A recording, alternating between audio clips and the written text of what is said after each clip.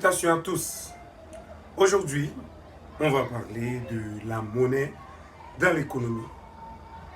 La monnaie, c'est l'ensemble de moyens dont disposent les différents agents économiques pour régler leurs transactions au sein de la société. Les différentes formes de monnaie qui existent, qu'on utilise actuellement, sont la monnaie fiduciaire. Par exemple, un billet de banque, une pièce de monnaie, c'est de la monnaie fiduciaire. La monnaie physique, donc cette forme de monnaie-là, n'a pas une valeur intrinsèque. C'est une forme de monnaie que tout le monde a confiance et les gens l'utilisent pour régler leurs transactions. Il y a la monnaie scripturale, telle que les chèques, les livrets bancaires. Donc ce sont des monnaies scripturales.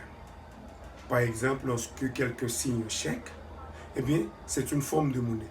Puisqu'on peut effectuer des transactions avec un chèque, eh bien, c'est une forme de monnaie. C'est pourquoi on l'appelle monnaie scripturale. Il y a une troisième forme de monnaie qu'on utilise beaucoup plus couramment de nos jours dans les pays riches, c'est la monnaie électronique. Concernant la monnaie électronique, il y a ce qu'on appelle carte de crédit et carte de débit.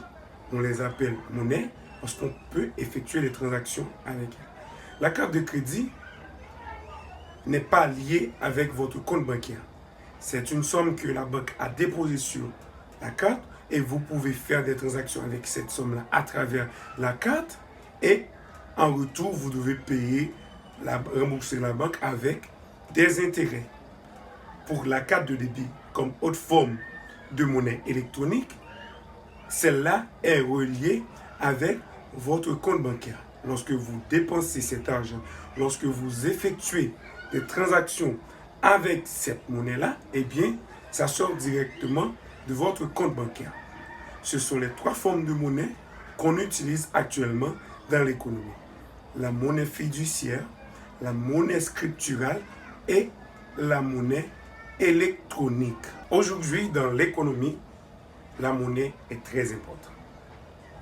Pour faire un certain nombre de choses, il faut cet intermédiaire. Donc la monnaie. On vit dans une économie monétaire. Pour faire les transactions, il nous faut de la monnaie. Autrefois, c'était l'économie du troc, échange de biens contre biens. Aujourd'hui, ce n'est plus le cas. Eh bien, les fonctions de la monnaie sont au nombre de trois. Il y a la monnaie comme étant intermédiaire des échanges. Pour faire les transactions directes, eh bien, on utilise la monnaie en échange du bien. On va dans un magasin, vous voulez acheter un sac, eh bien, on vous donne le prix du sac et puis vous payez avec votre monnaie.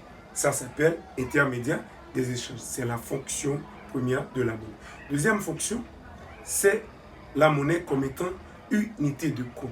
Unité de compte, ça veut dire, pour désigner le prix d'un bien, eh bien, on choisit la monnaie. Par exemple, en Haïti, c'est la gourde qui est notre monnaie nationale. Eh bien, lorsqu'on dit qu'un bien se vend à 500 gourdes, eh bien, c'est 500 unités monétaires. On utilise la monnaie comme étant unité monétaire et comme étant unité de compte. Donc, on désigne le prix du bien, eh bien, on dit que ça, c'est en fonction de la monnaie qu'on utilise. Troisième fonction de la monnaie, c'est réservoir de valeur. Eh bien, ça renvoie à la capacité d'un bien de garder sa valeur future. Eh bien, pour garder la valeur d'un bien, eh bien, on utilise la monnaie remplit cette fonction-là. Par exemple, on a une maison, eh bien, le prix de la maison, c'est 500 000 euros par exemple, eh bien, on peut vendre la maison et on trouve de la monnaie fiduciaire. Donc, ce sont les trois fonctions de la monnaie, telles que intermédiaire des échanges, unité de compte et puis réserve de valeur. Maintenant, puisqu'on parle de monnaie, donc vous voyez que les gens ont besoin de la monnaie et les banques sont là pour créer de la monnaie, mais on va parler maintenant du marché monétaire. Le marché monétaire, dès que vous voyez le terme marché, vous voyez qu'il y a rencontre, relation entre offre et demande. Comme c'est le marché monétaire, on peut parler de offre de monnaie et demande de monnaie. D'abord, on va voir la demande de monnaie. Eh bien, la demande de monnaie renvoie aux besoins de liquidité pour effectuer les transactions. Pour effectuer les transactions, les agents économiques ont trois motifs. Le motif de transaction, le motif de précaution et le motif de spéculation. Pour faire les transactions, pour acheter un bien, on demande de la monnaie. Précaution pour essayer de vous préparer pour surmonter un problème futur, eh bien, c'est une demande de monnaie par précaution. Et pour essayer d'avoir un taux d'intérêt plus élevé ou bien de retirer votre monnaie de la banque, donc on peut appeler ça spéculation. Ce sont les trois motifs de demande de monnaie dans une société. Et il y a aussi deux facteurs qui agissent sur la demande de monnaie. Ce sont les prix des biens et des services, ensuite le PIB. Lorsque le prix des biens varie, la demande des biens et de monnaie varie aussi. De même que le PIB qui a rapport avec la production. Donc lorsque la production varie ou encore le PIB augmente ou diminue, eh bien il y a variation de la demande de monnaie. Ce sont les deux facteurs qui agissent sur la demande de monnaie dans la société. Maintenant, on va parler de l'offre. L'offre de monnaie est faite par les banques centrales. Ce sont des moyens disponibles pour satisfaire les demandes de monnaie.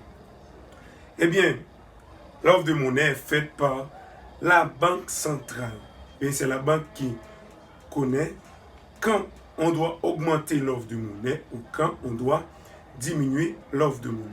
Principalement dans notre société, c'est la BRH, Banque de la République d'Haïti. C'est cette banque-là qui a l'une de ses missions d'augmenter ou de diminuer. On peut dire en un mot, de faire varier l'offre de monnaie dans la société. Quelques fonctions attribuées à la BRH dans notre société, comme on avait dit concernant l'offre de monnaie, la BRH a pour fonction de contrôler la masse monétaire. Lorsqu'on parle de la masse monétaire, c'est l'ensemble de la monnaie qui se trouve en circulation dans une zone.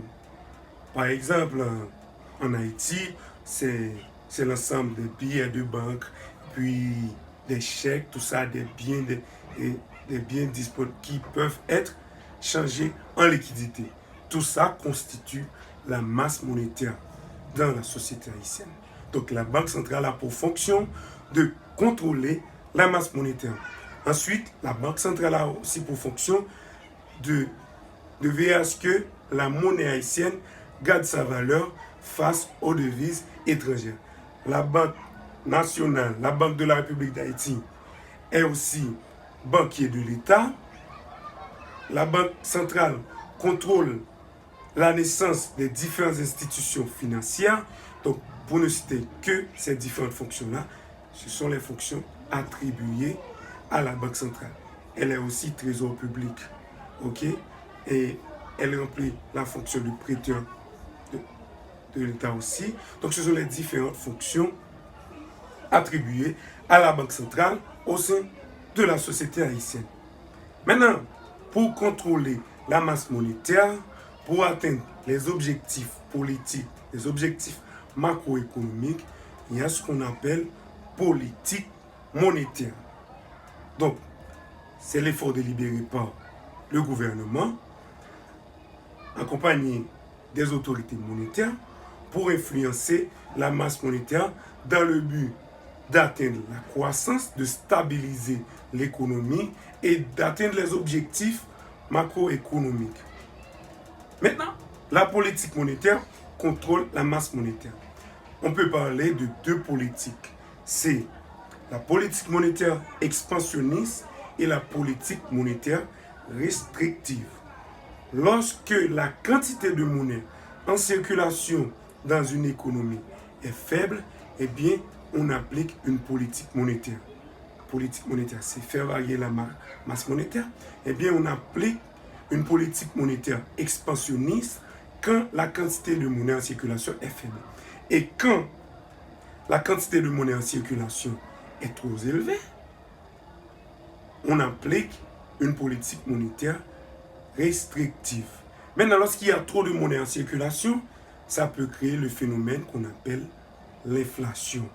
L'inflation, c'est la perte du pouvoir d'achat de la monnaie, ou on peut dire que c'est l'augmentation continue des biens, du prix des biens et des services. Eh bien, pour la politique monétaire, c'est de contrôler la quantité de monnaie en circulation. Maintenant, parlons de la goude. La goude comme monnaie nationale de la République d'Haïti, qui est divisée en 100 centimes, et son code c'est ISO 4217. On utilise cette monnaie-là pour effectuer les différentes transactions au sein de notre économie, de notre société. Et bien, la goude, c'est la monnaie haïtienne. De nos jours, on voit que la goude perd beaucoup de sa valeur. Actuellement qu'on parle, la goude, le taux d'échange de la goude face au dollar est très élevé.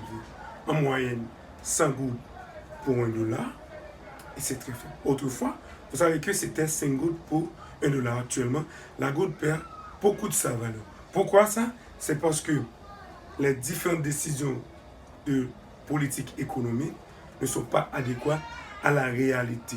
Donc, souvent, les décisions prises par les autorités monétaires ou encore l'État central sont mauvaises. C'est pourquoi il y a aussi l'économie qui dépend en grande partie de l'importation des biens et des services à l'extérieur, et puis la faiblesse de la production, tout ça pas conduit à la perte de la valeur de la goutte. Eh bien, on ne va pas continuer, on ne va pas aller plus loin. Ce sont les choses qu'on a vues concernant la monnaie comme étant l'ensemble des moyens que les agents possèdent pour effectuer leurs transactions. On a parlé aussi des différentes fonctions de la monnaie, des différentes formes, politique monétaire, marché monétaire, le rôle de la Banque centrale dans l'économie, ensuite la politique monétaire, les deux politiques concernant l'augmentation de la masse ou la diminution de la masse monétaire. Et j'espère que vous avez été comblés. Posez des questions dans les commentaires et partagez la vidéo et donnez-nous un j'aime. Merci beaucoup. À la prochaine. Votre serviteur, Patrick Bonhomme.